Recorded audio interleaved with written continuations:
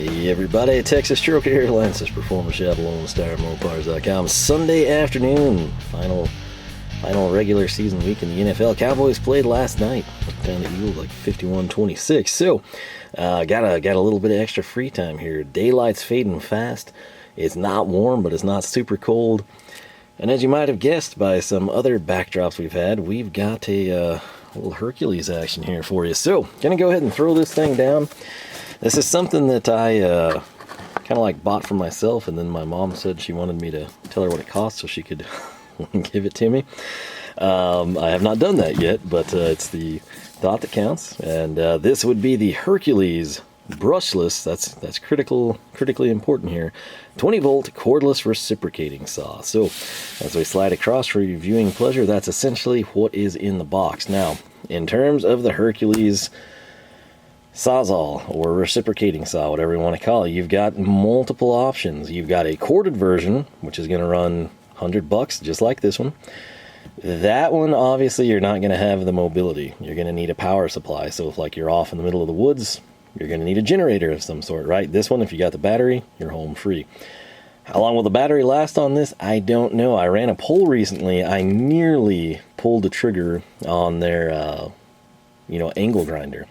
20-volt angle grinder, and I thought to myself, like, man, the blower eats batteries. I bet that grinder just sucks through them like crazy. I really don't know. I wouldn't think this would be as bad. With an angle grinder, you're like running constantly just like the blower. With this, you've got a lot of action and then stop. It kind of depends what you're doing. If all goes well, and if we've got enough daylight for you to see, or if I'm willing to shoot sawdust all over the shop for you, we're not just going to open this up and take a look at it. We'll actually be putting it to use. There's a couple of pallets from these U.S. Generals from our orange and black 34-inch full bank master service tech cart. I think I finally got that right. And these two U.S. Generals, the pallets they send them on, they're functional. Mine come destroyed, 2 of the 3 pretty much. But I love to keep pallets. I like to reuse them, especially here at the house. It's like, at work I've got millions of them. Here it's like a luxury item. The problem is those are really not worth keeping, especially the ones that were in shambles. So we're just going to cut them down and get rid of them, basically. So that's where this comes in, and that's why it's important I get through this quickly so we have daylight. The other option you're going to have with these looks pretty much identical to this, but it is not brushless, and you're only saving $10. In my mind, it is not worth the saving. Like if it was the brushed version, it was $49.99. It's like, take a swing for it. But saving $10 and you can step up to brushless, I would do that every single time. Now, again, the corded one's going to be great. You wouldn't have any battery issues with it. But like I said, the cord, even just what I'm about to do now, would kind of be a pain in the butt just on the side of the shop. I'd have to like string several extension cords together, and I don't have to do that with a cordless one. The other thing I need to mention here, they've had a brand new addition. I'm talking like within the last week or so, maybe 2 weeks, but they have a little, like a subcompact reciprocating saw. The issue with it, I was like, man, this would happen, like I go pull the trigger on this and get it, and I haven't even gotten to use it, and they've got the smaller one, which would be great, especially like up under a vehicle, cut exhaust off, stuff like that.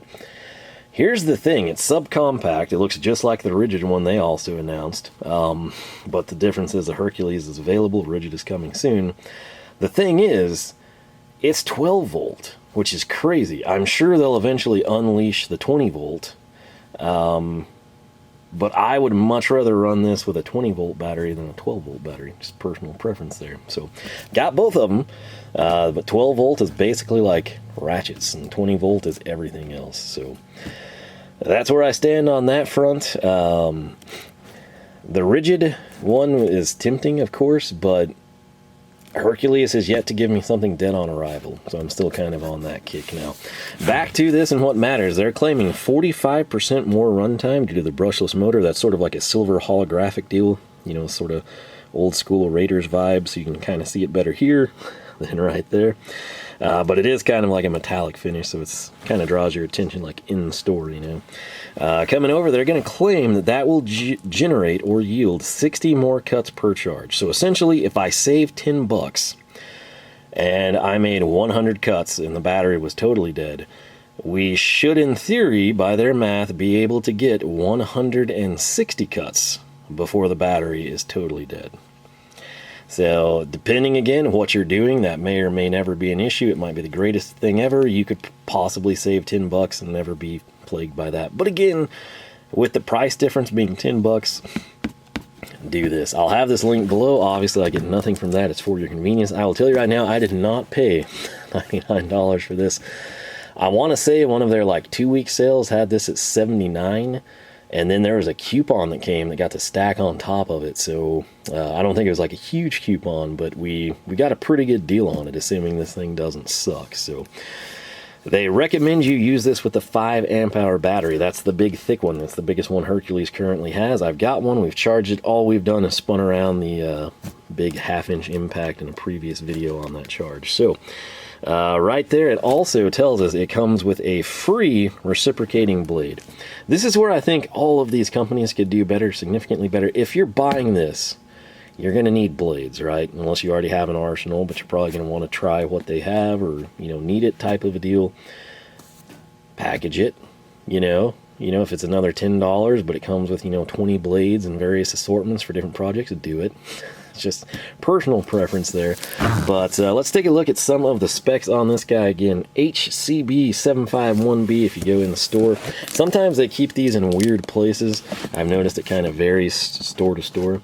What they're going to advertise: high performance motor and variable speed trigger. So I assume that means if I'm right here, we're barely cutting, and if I go full bore, we're going full bore, right? So, and then variance in between. Delivers up to 2,900 SPM for faster cuts in high demand applications. What's SPM? You're thinking like it's not rotations. What's the deal? Strokes. Think of a saw stroke, right? And at least that's what I assume it is. I could be totally mistaken, but that's what I would think. So, anti-vibration design reduces user fatigue during prolonged periods of use. Gonna take this time to plug these. If you are running this a lot, if that's what you do day to day, or if it's just a deal where you've got like a project, like you have to go cut down the pallet yard, get rid of everything and break it down, whatever it might be, something like these Alpha Vibes is going to be a godsend for you. If you do this, hour after hour, it eventually does take a toll. Like you don't have a good grip anymore, just the vibration. That's what these are designed to do. Take advantage of them. Those are linked down below. Discount code LONESTAR saves you 20%. And once more, I get nothing from that. No kickback, nothing. I literally do that because I use these myself and they don't suck. I think you'll enjoy them. And again, if you're like cutting down, if you're cutting 2 2x4s in half, it's not a big deal. But if you're going to be doing that all day, seriously consider taking care of yourself. All metal gearing and gear case construction provides maximum durability. That's a perk. Pivoting adjustable shoe and variable speed trigger allow for depth of cut control. I'll also tell you, I don't think I've mentioned this, I've never owned a Sawzall of my own, or a reciprocating saw, or whatever you want to call this, okay? So I don't claim to be an expert. I've used them before. It's usually for simple things. Typically, if I'm like cutting things, it's at a bandsaw, production type of stuff. These are sort of like just quick fix type things, right? Or I'm helping somebody and we're like cutting, suspension or bolts or something, exhaust usually, so you can drag a car, pull a motor type of a thing. Sometimes, you hate doing that, but, an exhaust is junk. It's sat in the car in a yard, or something, somebody's derelict project, and everything seized up. The exhaust was junk anyway. It's cobbled together with terrible stick welds with wire coming off of them, and if you're just pulling the motor, just cut the exhaust. That's pretty much my extent with these personally. So keyless single action quick blade change allows user to efficiently switch blades. That's basically just going to mean I probably like pull back or push forward and can swipe blades, which is awesome because you don't really have something in hand that you're going to lose. There's a bright LED light to illuminate dark work areas. That could be beneficial here in a few minutes. Rubber overmold. There for a second, I looked at the camera and I got this sinking feeling that I wasn't recording any of this, but we are. So, rubber overmolded grip for user comfort, and rubberized housing to protect the tool. Basically, more comfortable for us, less likely to slip, and if we drop it, it will absorb some degree of impacts. Obviously, you're not going to want to throw it off scaffolding. But if you had it on like a little, stand you'd thrown up by some sawhorses or something, it's probably not going to break. So especially if you're over like grass or something along those lines. Electric brake allows user to quickly move from one cut to another. Integrated hang hook for convenient storage on the job. Are they talking about the handle? Like, hanging hook, really? Huh, we'll have to investigate that. Compatible with all Hercules 20-volt batteries. However, for max performance, they do want us to use the 5 amp hour battery or greater, which I don't believe they offer yet, but they must be planning something, and I look forward to it. So, maximum strokes per minute. This logs 3,000. Up here, it's saying 2,900. I don't know if they rounded up or if it's capable of that. Who knows? Stroke length, 1 1/8 inch, 1.125. The length, 17.5. The bare weight, 6.3. Some people like heavy, like old school, you know, brushed Sawzall from the 80s, 90s era. Some people want these to be lightweight. Whatever your preference, this one's going to come in at 6.3 pounds. Now, this is going to include a 6-inch 14 TPI metal cutting reciprocating saw blade. So, what is TPI in this case? Tooth per inch. And you're going to ideally, depending on what you're cutting, switch blades. That's why it's nice to have multiple blades. This one, if you were going to come cut an exhaust off something you're pulling the motor from, or you need it out of the way for the transmission, and you're not going to reuse the exhaust, you're home free. However, if you're buying this because you're going to cut down a bunch of wood for like a simple project, that blade will work, but it's not ideal, so keep that in mind. Now, coming over here to the cool graphics, we have brushless motor technology that are going to boost efficiency, generate more power in a compact power plant. Again, in theory, if we were to take this thing apart, this is what you would see. There's intelligent electronic communication, basically meaning the advanced hardware and software enables constant power under load. And then right here, you can kind of see the battery pack configuration. Extended performance, lasts longer, and work harder with industry-leading lithium-ion cells. So, as with pretty much everything Hercules, it's tool only. I personally think they should give the option of tool plus battery. Keep the charger separately or do some big bundle pack if you have to, but most of the time, if somebody, even if you're in the line like I am, if you're not in the line, you definitely want the battery and the charger. If you have like one tool and a 12-volt line, let's say a ratchet, and you want this, you want the battery. And they don't give discounts unless you do all three: tool, battery, charger. I think packaging, or you don't even have to package it. If you want to save money, just do, if you buy this and you buy the battery, shave $5-10 off depending on the battery size or something, you know, and then cancel it if there's a promotion. But I think that's just a better way to do things personally. So we're going to open this up, but first we need to take a look at something that I think is a critical accessory here. That is this. This is the Hercules Bimetal 12-piece demo thin kerf blade set. So, they say there's a reinforced neck, stays sharper and longer, flexible, shatter resistant, and you essentially, it looks like we're going to have 3 different blades available, plus a case, which I was super excited about, because again, I'm not a carpenter, I'm more of a machinist, metal, automotive, you know, type of a setup here. So I don't have like some massive pegboard setup or like a wood table with millions of nails pegged in for hanging stuff like this. So having the case, huge deal for me. Quickly going over the blades here. Back here in the back, it's going to be a 16 TPI metal blade. And then right here, we've got 24, so sort of coarse and fine. Right here, note the vastly different blade shape on this guy.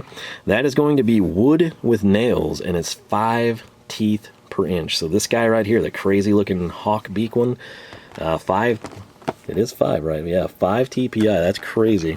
I'm not sure that you can see that super well, but we'll get it pulled out, you'll get a better look. And then right here, this one is going to be 14 tooth per inch for the metal. And so it's going to sort of be a different length as well. And then way down here, the wood with nails, we have a shorter version of it, and that's the 5 TPI. So this stuff is a total pain in the butt to open. I'm going to do that off camera.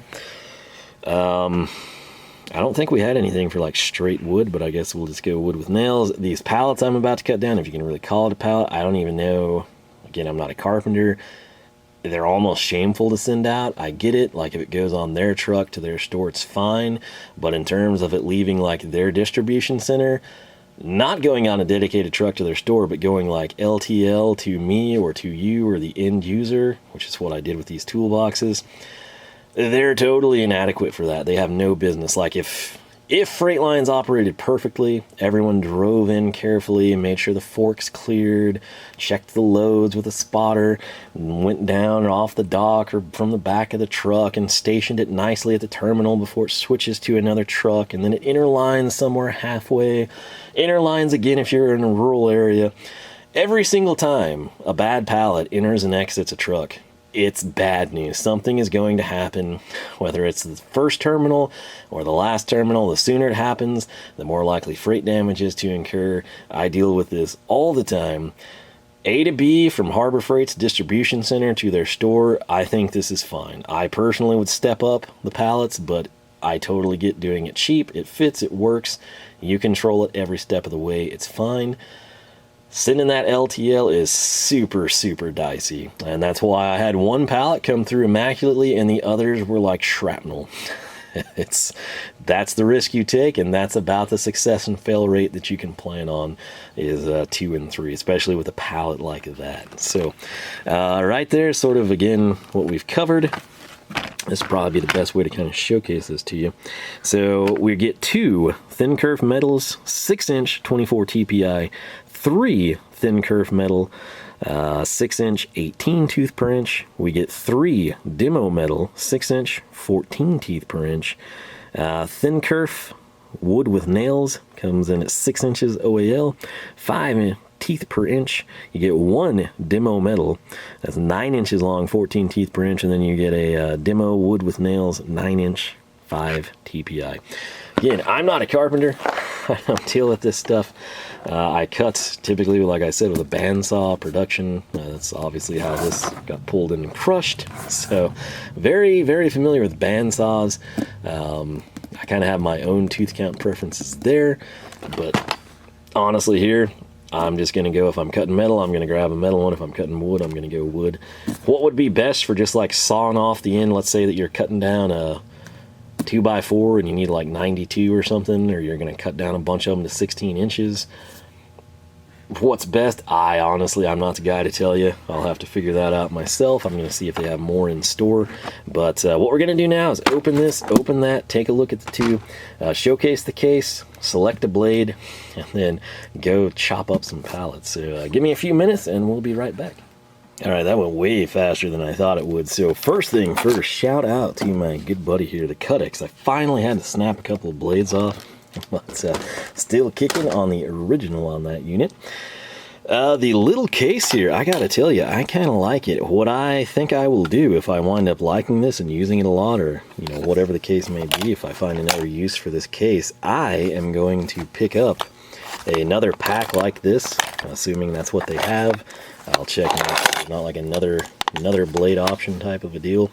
And I should have totally played with this beforehand because I have no idea how this is supposed to open.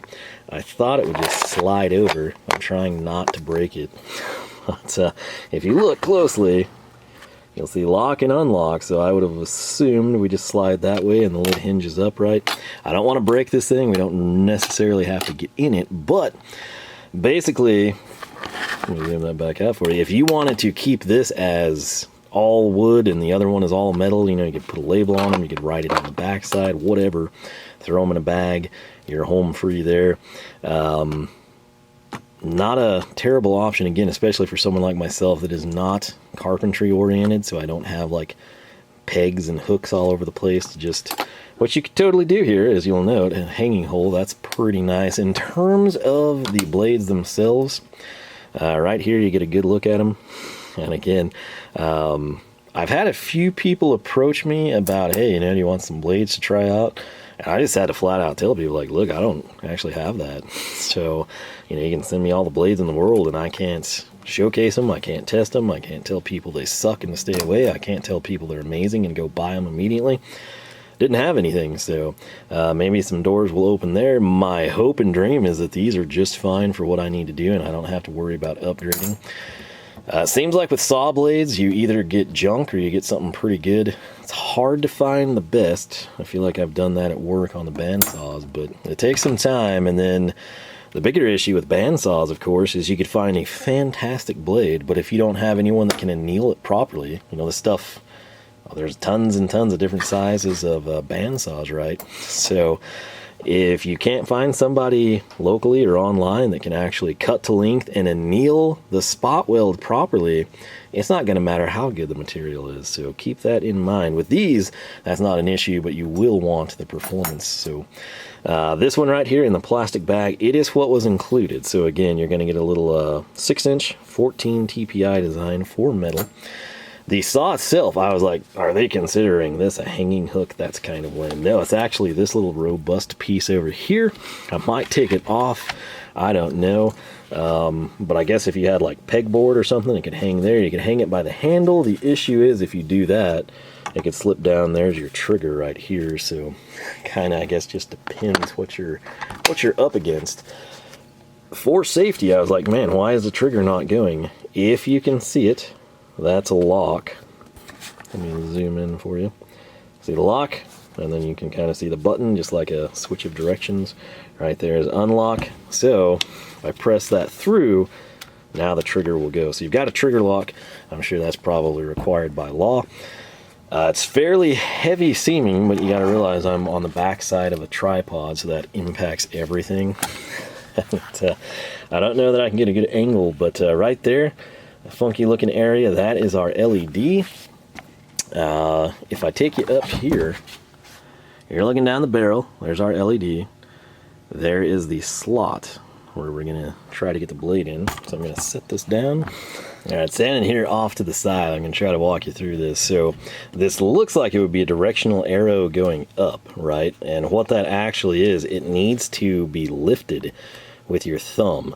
That is going to open up the chuck, and then if I can spin this around, we can take the blade and we can line it up, which is really hard to do with the camera in front of you because you can't see anything. Try not to knock everything off. So right here I've got it in. When we put that down, the blade is fixed. What this is going to do, the blue dot, that'll actually be this gate extension, and apparently it comes out all the way, which we just discovered in real time. Gonna try to pick this up so I can see the tracks where it would need to go. It's just one of those things that's very awkward to film without another person. So it's got the rails, it goes on the inside. It'll lock, I think, in maybe 3 positions, and of course with a gate or fence or whatever we would call it in this case, we can slide it up and down.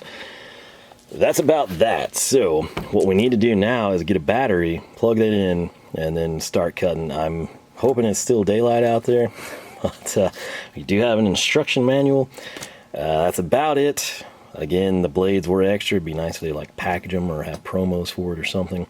But I want to actually get this thing used so I can cut this thing down and we can see if we like it or not. We can also get a good feel for the battery. So I'm going to grab some safety glasses. That is critically important in terms of changing the blade on this.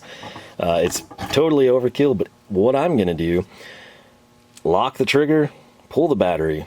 As long as the battery is not present, the blade itself cannot run. This comes from a guy who, again, not really cut, but pulled in by a blade, and never want that to happen again. So I might be a little more cautious than you. I would suggest you follow my trajectory, because you can't be too cautious with stuff like this. So anyway, we'll see if this will work. I have no idea. Maybe we should get the longer blade. I'm not sure, but we're going to go to town and see what we can do. So give me a little bit of time. We'll take a look at the battery. I'll showcase that it's fully charged, and then we'll go out.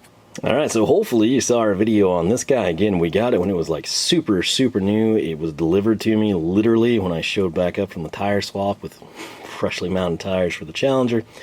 Got to use it immediately, then I took a long time to ever get it out of the box and make a video. So that's unfortunate, but what's not unfortunate is we've got this battery here, 20 volt, 5 amp hour, as preferred, as spec'd out. All this is done is in that video. We turned this for seconds. I mean, just a few seconds. It is fully loaded, 4 bars. We're going to pull this off, and we're going to go to town on the cordless reciprocating. It's always going to be a Sawzall to me. My apologies. Even though they can't do that because it's like trademarked or whatever, that to me is what I think of. So we've got the battery seated. This is what the tool looks like with the battery. Again, this is just so terribly awkward to film something like this. But let's see. We are currently locked. We're going to unlock, and I'll try to get this over where you can see it. pay attention again to the LED, kind of, if we can. So I'll angle it slightly towards you. Here we go. This is, again, variable speed, so this is really light. That's quick, and just for the heck of it, we're going to check this 4 bars. So I'm going to get outside, and I guess I'll show you what we're working with, and then I'll just show you what happens to it. All right, so this, if we can call it a pallet, is the pallet that showed up and survived intact. So it's very, I'm not a carpenter. This to me isn't even wood. It's like glued together junk, but it is what it is. We need to cut that down. Now there's, it's probably like little chinchy brad nails from both sides, I would assume. And then if we go outside, it's really bad. So yeah, these are what's left of 2 pallets, if we can call them that, and they just need to be cut down. So there's a look at the nails, and sadly it's gotten pretty dark on me, but we'll see what we can do. And we're back inside. So here's the saw after chewing through that stuff. Very awkward. There's like, it's not a stable platform, so you can't really make the cuts you would like to make. Also, as you can hear right there, that sound, that's the sprinkler blasting the side of the shop, so I have to choose when I can enter and exit the door wisely. But in terms of the blade, and yes, it's locked,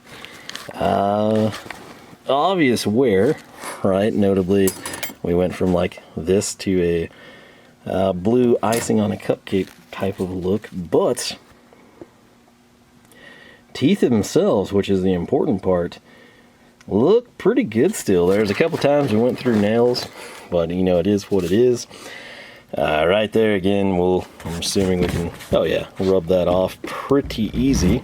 So this is just awkward to film, but she's doing quite well. I'm gonna take you outside now and kind of show you what we did to wind up at that. And it's still 4 bars, by the way, so if I get my soggy feet out of the way, should be able to see this when I press it.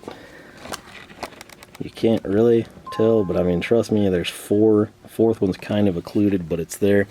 Also, I just got that other workout. I don't have free hand, but 15 minutes 21 seconds is what we logged conveniently.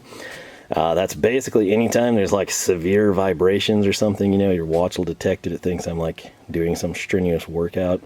Didn't it detect it as like walking or running or cycling, but it knew we were doing something. So got 15 minutes, which is awesome, because that tells me how long we ran it. Still full on the battery. And let's take a look at what we accomplished. It's really hard to tell, as dark as it is, but this is what we have now. This is stuff I can bag up. There's a few pieces I'd like to trim down some more, but I don't have a good way of holding it. I don't have like a workbench or anything out here. The LED light was actually really helpful. This was a great test of it. Again, I don't have a way of like filming me working and doing this, but yeah, super happy. So those are the bad pallets, and right here, we've actually got that one that was in good shape in the shop, and what I've done this time, I had a better strategy since it was intact. Basically shaved the outside boards and then the insides. Then we're going to flip it and take it over. I do want to try and showcase the light real quick. So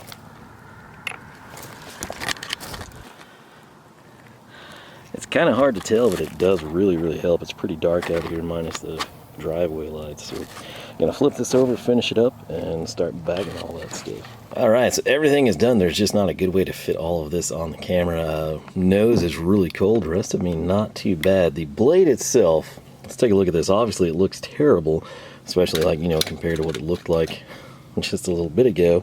Similar color scheme. The blue and the white sort of run together. The teal kind of makes like a blue-green. Obviously, it's streaks and fades. But what's important is the blade itself. And I gotta say, it looks pretty dadgum good still. So I would say we made probably 100 to 200 cuts, breaking everything down across all the stuff that was out there. It's held up very nicely. I've gone ahead and I've finally got this thing open. It slid just like I thought it would. It's just very difficult to make it slide. So again, note the lock. When the unlock, you're going to slide this way to have the lid pop open. I'm going to go ahead and throw this guy in the back where he would belong, and actually missed the slot I wanted him in. very just awkward tonight with the tripod, I've got to say. So we're gonna drop this one down, get this thing shut if we can. Man, this just is, there we go. Got this where I want it. Let's see if we can slide it over. Yeah, so I like the case, but I don't like the lid and the latch. The lid, probably okay. Latch, not so much. I've gone ahead, it was such a pain to rotate everything so you could see down the barrel and see the blade and see the battery. Now that I don't have the gloves on, you can easily tell we're still 4 bars. Again, this was a brand new battery. It was charged. We spun it around on the 1/2-inch impact when we showcased that. It's not done anything since. And here we are the next weekend. Just whizzed through a couple of junk pallets, got that taken care of. Honorable mention, we had to bust out the old Knipex here. This is the Hammerhead one. What's special is this face right here, which there was a lot of nails in there, like in the boards that I was already cut down, right? So I needed to pull them or do something with them. And so that's what we do with this. Then use the Black Giant. I switch the hammers around from time to time. The face is what we're concerned with there. It was obviously black. I've actually used this one quite a bit. I don't usually like record when I do it. Very comfortable hammer handle. Just a pretty nice hammer overall. And then newest magnetic nut cup. We threw down right here. These are some of the nails here, and then of course my little pull stick there. Basically, I pull the nails. I kept them on the cement portion of the driveway, right there in one consolidated area. Then I come in with my magnetic pickup tool, grab some, slap them off. Magnet in the bowl catches them. I'm done. I'm home free. This does look bad, but again, I mean, it's sawdust. What can you do? So we'll clean it up before we put it in a drawer. But again, right there, that's for our gates. And then inside, which I'm not about to pick that thing up. I know it'll happen. We'll dump sawdust out. Mechanism still fine. The LED, since it got dark, and this took a lot longer than I thought it would, actually very, very helpful. So I'm not saying it's the brightest LED ever, but I'm saying it was actually beneficial to me, so I appreciate that. Had I have done this in the daytime, wouldn't have really had much of an impact, but working in the dark like I did, super cool. So doesn't seem to burn through the battery too bad. I was afraid, you know, like everything we did, we might be like halfway down on this thing or something. So in terms of like running this all day every day, yeah, you're probably gonna have some issues, but for just casual stuff like I just did, seems just fine. Blades, I don't really have any complaints for. I didn't go through a ton of nails, but every once in a while it's like a sloped surface, you know, out there. So like I would try to stand on this to keep it stationary so I can make a clean cut. Sometimes I couldn't, as I would have to flip it around and angle things. I would sometimes come in with a saw at an angle to try to cut closer to that little 4x4 whatever stacks of paper that they glued together for structural integrity. Cut close to that. I think we went through a few nails, handled it just fine. A little more chatter, a little more kick, but nothing crazy. Does have some vibration, as I mentioned. Again, if you're doing this for a prolonged period of time, get yourself some good gloves. That's what they're designed for. It'll benefit your hands. I was losing grip of the hammer there later on, but I think part of that's my thumb when it gets like really cold. So I was kind of left-handing some of those staples, flattening them out. But yeah, overall, it did what I wanted it to right here off the bat. There's a good chance I'm going to have to use this on the truck here coming up. Anytime I get in a project car now, I can actually just sawzall stuff off. Again, that's just what I call every reciprocating saw. But hey, I'm super happy with it. I will say, since I have it out here, and I still have the bag up here on its perch, I think it would fit in this 16-inch Hercules, but it's going to be a tight fit. It's going to go sideways, probably going to reduce the life cycle. You're probably going to want to step up to an 18-inch at minimum, and realistically I have no plans of putting this in that bag. I would carry this separately, or if I do want it bagged, I would get something significantly larger. So since it's there, it was just good conversation fodder. But we might test this fitment out here in a coming video. So I'm cold. I'm gonna clean up out here, get all this freaking sawdust off of me, and get everything put away, clean a little surface here. And then I'll head inside, probably throw together peanut butter and jelly at this late hour, check out Chargers and Raiders, see how that pans out. Looks like the Cowboys get the 49ers in the first round, so we'll see how that goes. But nephew sent the infographic over to me. But yeah, nose and feet are getting cold, so I'm going to start cleaning up, get this place put back together. Hopefully this was a different type of video for you. Not only did we bring it in the tool haul form, we unboxed it, first impressions, check it out. Also got to use it right off the bat. That's kind of like an ideal situation. Just like this one, the thing is I just didn't film it. So like I said, this was brand new, got it ordered, showed up literally at the perfect time. And now I've got it out of its box so I can use it and not have to worry about keeping the box for showcasing purposes. This little guy here, like I said, I've never owned a Sawzall, so I'm super excited. They're just kind of messy, so I'm going to clean it up, get it put away, get inside. Hope you have yourself a fantastic weekend. If you have used the Hercules Brushless Reciprocating Saw, how long have you had it? What are your thoughts on it? How does it compare to other recips that you have used or Sawzalls? Similarly, if you have used the brushed version, what's your lifespan been like? Has it been junk? Have you had to replace it? Did you buy it when it first came out and it's still going? If you've got the corded one, what has been your experience? Similarly, if you've got DeWalt, Milwaukee, Makita, whatever, and you've used this, how does the two compare to you? Do you use one like professionally at your job and kind of have something different, sort of like the Ryobi format for weekend warrior DIY stuff? If Hercules is in your bag, how's it treating you? How's it doing? Same thing with the blades. Maybe, you have your Sawzall, but you were in Harbor Freight, you needed blades, and you thought, hey, I'm going to grab these. How long have you had them? What are you cutting with them? How do they hold up? Are you impressed? Not impressed? Do you hate them? Do you think they're a great value, a terrible pickup? Feel free to leave your thoughts. Like I said, I don't claim to be an expert in any of this stuff. Never had one. Don't really have much to compare it to aside from the super heavy like Milwaukee's from back in the day. Corded, by the way. This is like predates battery tools at that time. So yeah, that's about it. So any first-hand experience, good or bad, that you have with a Hercules Recip, with the Hercules blades, whether the blades are paired with a Hercules product or used in a different saw, leave your thoughts and comments down below. Again, the end goal, if somebody's watching this, they're possibly interested in picking this up, grabbing it when it's on sale. They've got one that's on the way out, or the cord is tattered, or they're wanting to go cordless. Leave your thoughts. The end goal is to help people as best we can. That way, if you come in, instead of throwing out 99 bucks for something you hate, you have opinions. You can find real world feedback from people. So I will leave it at that. LoneStarMopars.com is a website. You can find us Facebook, Twitter, and Instagram, all three at Lone Star Mopars. All in for this, you're probably like 120 bucks. If you get it on sale, you can probably come in under 100. Low battery lights now flashing. The camera battery, probably gonna have to replace it pretty soon. But anyway, I'm gonna clean up and get inside. Have yourself a fantastic weekend. You know where to find us. Got it all linked down below. I'll catch you back here for more action from the shop.